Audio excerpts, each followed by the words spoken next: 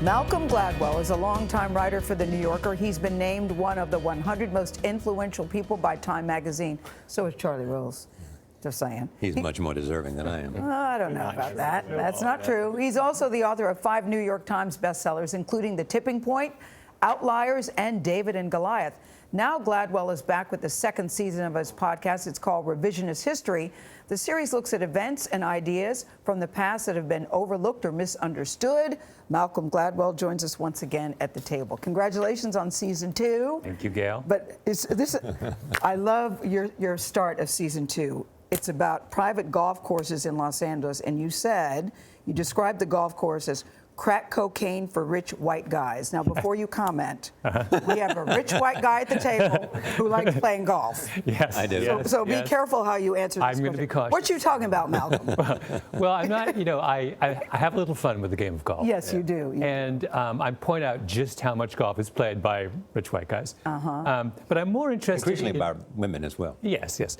I'm more interested in the larger question, using the private golf courses of LA as an example, of how is privilege protected and enshrined in American society. And though the private golf courses of LA are a fascinating example about how a very small group of very wealthy people have managed to essentially not pay any property taxes for generations on these huge golf courses in the middle of the city. And nobody else gets to play on it. No one gets to play on it. And LA is a city that is has some of the fewest amount of parkland of any major American city. It is underparked. Yes. And so I would go to LA and I would be confronted by this weird fact, which is I'm a runner.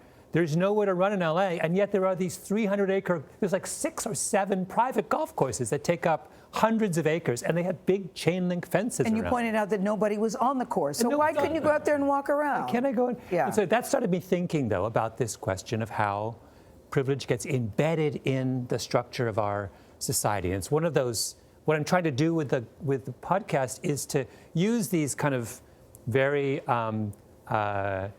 seemingly lighthearted questions to examine much more important subjects. Because of these bizarre legal developments in the case of the LA golf courses, but it becomes a jumping off point for you to talk to landscape architects, to talk to philosophers, to go just about anywhere you want to go with these issues, right?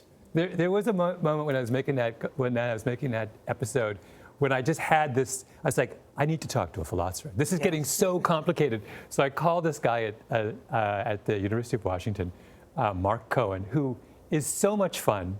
And it was one of those things you could do in a podcast. There's no rules. You know, you could just, if you want to talk to a philosopher, you can talk to a philosopher. Yeah. Right. That's what I love about the forum.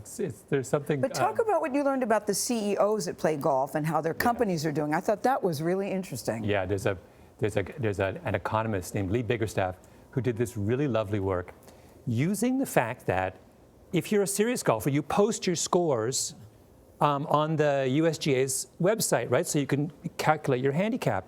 And so what he did is he looked at all of the people who had posted their scores and matched it to a list of CEOs of public companies and was able to figure out how much CEOs play golf. And then he was able to figure out what effect does playing golf have on the performance of your company? And first of all, he showed that CEOs play an astonishing amount of golf, and the more golf you play, the worse your company does. So it's like at shareholder meetings, people should stand up and say, "Excuse me." So do you think, Mr. therefore, that the country did badly because President Obama loved to play golf?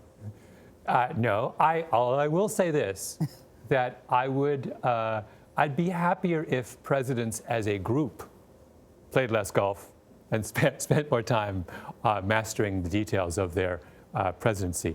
But I have nothing against people doing sports for recreation. My problem is when an addiction to a certain sport affects the rest of us. Right. And it affects the citizens of Los Angeles. They don't have any place to go, and there's no park space available for them to play. I don't have any problem. I agree with you. I don't have any problem with all you're saying. I just think that the idea of people being able to get outside and run or play golf or just do something in the complex world today That's a very good thing. Yeah, I'm not going to disagree with that. You also did something about McDonald's, how McDonald's broke your heart with a food item that I thought Malcolm Gladwell, number one, I was stunned that you eat McDonald's. Let's just start with that. After its run. Yes, after its run. But there was something at McDonald's that broke your heart back in 1990. Yes, they changed the recipe for the French fries. Yes. Those of us who are old enough to remember what a McDonald's French fry tasted like back in the day will know was good, that it used to be amazing, right? That's why you went to McDonald's. They were the most incredible fries you've ever eaten. And they are not anymore, and they are not anymore for a reason, and that is that McDonald's changed the formula on July 23rd, 1990. And I think that that formula change was catastrophic. And you brought in millennials to do a blind taste test, and even they picked the old fries. I did. It was funny. I went to the done. America's leading R&D house and had them make me fries the old way and the new way, and we did a blind taste test. Yes. And the old Super way fun. won. And all of them, was it 100%? There is no one who tastes the old fries and the new fries who thinks We should have done this one right here, actually. Yeah, Malcolm Gladwell, the first season is worth listening to. The second season of Revisionist History is available now.